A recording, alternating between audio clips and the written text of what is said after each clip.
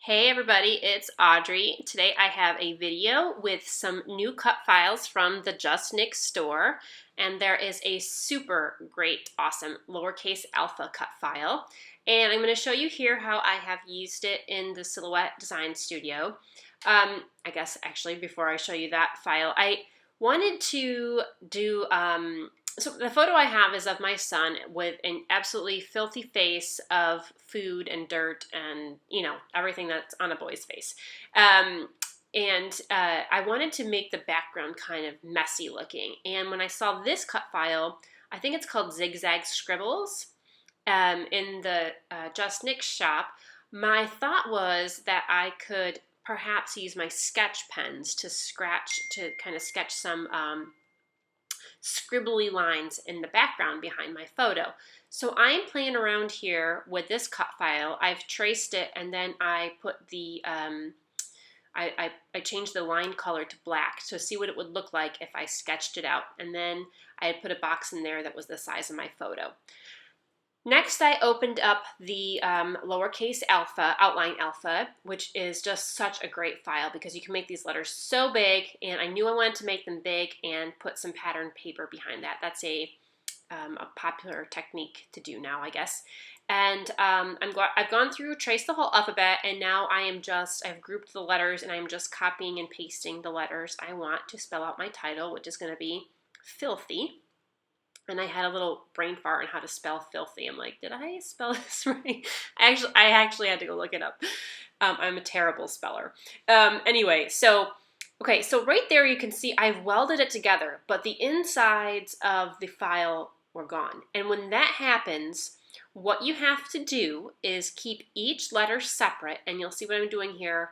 And I am going to each letter and clicking Make Compound Path. So you click on each one separately and make it a compound path. Then you overlap them, and then they will weld together with the insides showing. So if you ever have a file where, you know, you weld it together and, like, you know, the inside of your O isn't showing, or the inside of your letter A or whatever, you have to keep each letter separately and make it a compound path, and then they will weld together. Okay, so anyway, I'm sure you can find other tutorials on how to do welding and compound paths and stuff. It's a little complicated, but you know, it's once you learn it, you get the hang of it. Anyway, so here I've put all those things together, and you see I have the rectangle there that is for my photo, where my photo is going to go. And I had put those scribble lines behind there, and I am not sure of how I want to do that, or if I want to do it at all. And I'm trying to see if I could put them somewhere else on the page.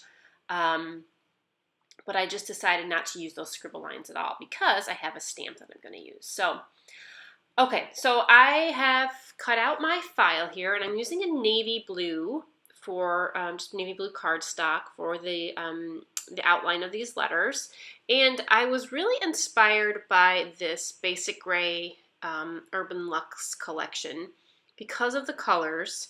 Now there is a little bit of pink in this collection, and I do use a tiny bit of the pink, but for some reason I don't know, I was just drawn to this collection today for this photo. And my thought was that some of those prints in this collection had kind of like some scribbly, messy designs that I thought would be good to kind of go along with the theme of a filthy face. So I've pulled out some other neutral papers here that I'm going to use to fill in my letters, and my plan is to fill in the letters with kind of neutral prints and then make the background a lot more colorful and interesting. So I'm using so I had 6 letters, so I put out 6 different pattern papers. I'm using the my fine line bottle with some quick dry glue. And what I do is I outline the letters in glue and then put it on a big piece of paper and then go through and fussy cut around. I know some people trace out shapes and then glue them on. They trace them out with a pencil or something, but I just do it this way. I don't know why. This method just works for me. So I'm not going to show you every single letter because it takes me about 15 minutes, I think, to do them all. But I think I'll just do a couple letters here and show you how I have filled them in with this pattern paper.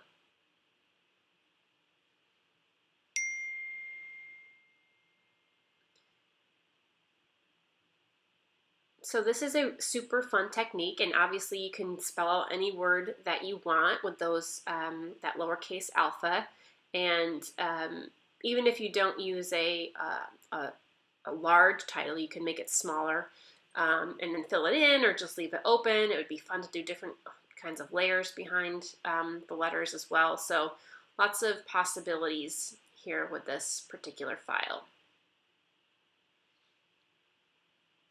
Okay, so we're going to move on. I've done all that, and I decided to go with this gray paper as my background. And I'm using some clear gesso on it because I know I am going to try to create a messy, funky pattern in the background, pulling in some of the colors from that Urban Lux collection. So I'm breaking out my watercolors, which I don't really use that often. But yeah, I thought it would be fun to try to use them. And I'm going to try to do some like reds and some blues, like a navy blue, and kind of have a little bit of overlap to create a little bit of purple. So I went away here for a second to try to dry off that. There's a couple spots of gesso that were still a little bit wet, so I went and dried it off. Okay, so here I go. I'm just going to use a brush and some water, and I'm adding a lot of water here. So it does get kind of super wet. Now I know like you could use the packaging technique on this. A lot of people use the packaging to make these splotches in the background. I'm just using a paintbrush for this time. Honestly, you know what? I don't know that I have ever actually used the packaging technique. I guess I should try it. I don't think I've ever really used it. So as I'm doing this, I was kind of taking inspiration from another piece of paper that was in this collection. And I would have used that piece of paper as my background, except I had a big piece of it taken off for another layout that I did a while ago. So I was kind of bummed that I didn't have the whole sheet because it would have been exactly what I've been looking for the background. So I decided to kind of recreate it here with these colors. But the problem is that this was not a white base, it's a gray base. And so it made the colors a little bit more muddled than I wanted. So you'll see here once I dry it off the finished product. However, it does look messy. It does look kind of grimy. That was kind of going along with the theme of my page of being filthy. So we'll see how it works out. I'm going to go through with a heat gun and try to dry up some of the spots here. I did go through with some splatters as well and kind of splattered some of the navy. Okay, so there it is. There's the paper I was trying to recreate. Now, you know when you like go on Pinterest and you see all these great Pinterest and then you have the Pinterest fail? Mine looks like the Pinterest fail side of the picture because it was terrible. It didn't look anything like I wanted it to come out. And actually, I gotta be honest with you, I absolutely hated this. It was just not what I had envisioned. It wasn't what was in my head. So I am just going to keep going with it. But at this point, I'm like, am I going to be able to salvage this hot mess of a background page? That's exactly what I think it is. A hot, hot mess. Okay, so I have this stamp. It's from Tim Holtz. It's kind of like scribbly lines, and it is so awesome. It's one of my favorite stamps. I've had it for a very long time, and it reminds me of something filthy or dirty. And actually, you know what it reminds me of? It reminds me of the lines around Pigpen and like the Peanuts. You know, Pigpen, the little guy who has the dust cloud following him around all the time. So those lines remind me of that. So it's a good stamp to use for the theme of my page. I've just gone through and added some splatters with some navy mist from Heidi Swapp. And I thought I wanted to pull, like I go through a paper towel there and pull some of it off, but I liked the dark color, so I just let it dry as is. Okay, so because I was not really thrilled with this background, I really struggled. And I'm going to be honest and just say, like, you know, some pages you have a clear vision of what you want and you know exactly what's going to happen. And I didn't with this page, and I really struggled. But I really wanted to get it done. And I felt like if I just kept going, that maybe it would come out somewhat close to what I wanted. So I keep pushing through here. I'm going through some different ephemera packs. I have the Urban Lux pack that goes with this line. And I have a piece of flare there from Cuts to Love. I pulled out some die cuts from the Boys Rule line from Crate Paper. Actually, that line had die cuts and vellum and stickers. So I'm just going through and playing with some of these embellishments and kind of rearranging them on the page. What I was having a hard time with was the title took up so much space and it was such a strong feature, and I had that kind of messy background that I felt like everything else I was adding was taking away from the photo and the title and the background, and it was just making it, I don't know, it just wasn't flowing and it didn't have a nice design. It was kind of, if it was just the title and the photo, that would have been great, but then it would have been so plain. And because my background in my head was such a mess, I wanted to do something to cover it up. So I looked at the time of my video, and I spent about 40 minutes going through and playing around with the embellishments and stuff, but I'm not gonna make you sit through that. So I'm gonna speed this up really fast here, and like I said, I play around with a lot of stuff. There is a little phrase up there. It's like a clear piece of acetate right above the letter F, and it says "Love this dude," and that came from the Amy Tan, I think, the Better Together collection. And I wanted to use it, but I was also having a hard time with that and exactly where to put that. So I pulled out a punch set with, it's like a notebook paper punch, and I'm going to add a little bit to the top and the bottom, and I feel like that helped bring the page in a little bit together a little bit better. And I added little bits of yellow up there in the top and the bottom as well. And now I'm going to work on kind of adding some things around the photo. I have a whole bunch of layers of paper here, and there's some yellows and pinks and purples, which really bring in the colors from that collection. And having all those different layers around the photo, I think, help make the page seem more cohesive too. So I'm roughing up the edges with my edge distressor to kind of give it some texture and some dimension. And the same thing with this piece here, just kind of adding a little bit more texture. And I kind of wish that that red paint, the red watercolor there behind the photo stood out a little bit more, but I did have to cover it up with the photo because that's kind of where it was fitting. But I do wish there was a tiny bit more red sticking out, but oh well.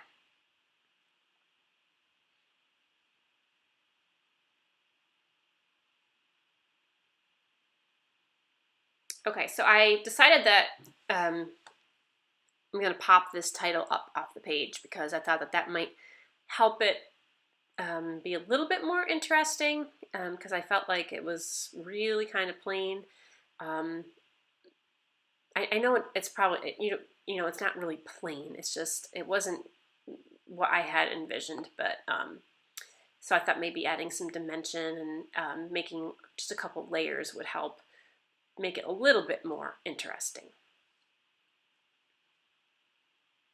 And I kept losing my I. I mean, I kept losing my letter I, not my actual eyeball. I kept misplacing it and putting it to the side, and like, where did that little piece of my letter I go? All right, so now this is the part where I'm like, okay, I've got to do some stuff with the photo. I had just that piece of flare on the photo, but it was just, it looked like it was in an awkward place, like it was just hanging out there by itself. And I also felt like I had that yellow, but I wanted to bring in a little bit more of the purplish and pink, the purples and pinks, because I just felt like I needed to have another contrasting color there. So this tag was a great little, it was a perfect color, what I wanted to bring in kind of a pinkish purple, and it helped me ground that piece of flare a little bit. And then I added a few more layers with another little tag. Actually, I don't end up using that exact piece of flare. I pick out another one here that's some different colors. So yeah, I needed a little cluster over there to bring in some just some different layers and some different elements. and I had to cluster them together to kind of draw the attention to that side of the page. So again, here's an example of where I have the visual triangle. So you have the top and bottom borders there, and then you have the cluster over to the right of the photo, and that helps draw your eye around the page. I'm just going to move this little cluster of labels down to the bottom a little bit so that it makes that bottom element a little bit more cohesive, makes it look more like its own group than kind of coming down off of the title. So I'm just going to glue those down. And then I have this little arrow, and it says funny face, and it was perfect for me to use, and I wanted to put something on the title to make it, I don't know, just bring a little bit more interest to there. And I kept moving that little arrow with that phrase around and around and around. I wasn't sure where to put it exactly.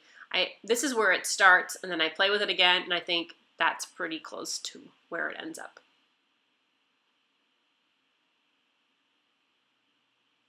Okay, so that cluster over there is pretty much done. I have a tag with some twine, a piece of flare, and a little word die cut there. It says hi there.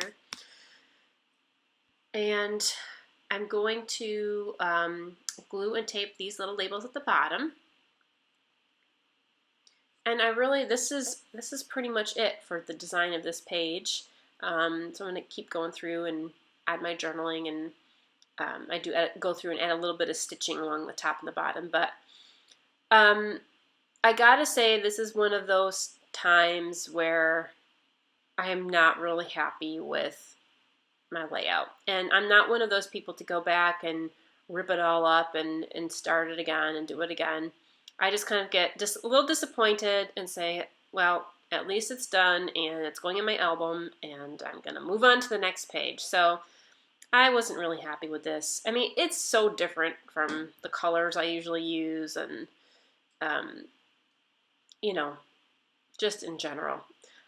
Now, I do, however, absolutely love the cut file, and I will be using those letters again, and maybe making smaller words, or I don't know, trying to find different ways to use them. So a couple more little bits here, some vellum arrows from that crepe paper boys rule line. Just because I had the one arrow in the middle, and there's a little arrow, it's hard to see after the word dude. And I just thought I wanted to add a couple more arrows to help point over to the photo so that your attention was drawn over there to that boy's filthy face. By the way, on his face right here, I think is watermelon, and then a layer of dirt, and then a layer of Doritos, and then who knows what else. So there's my filthy boy. So there's some of the layers. You can see that awesome flare, kind of that hot mess background, and the wonderful cut file. So thank you so much. I hope you enjoyed, and stay tuned for another video soon.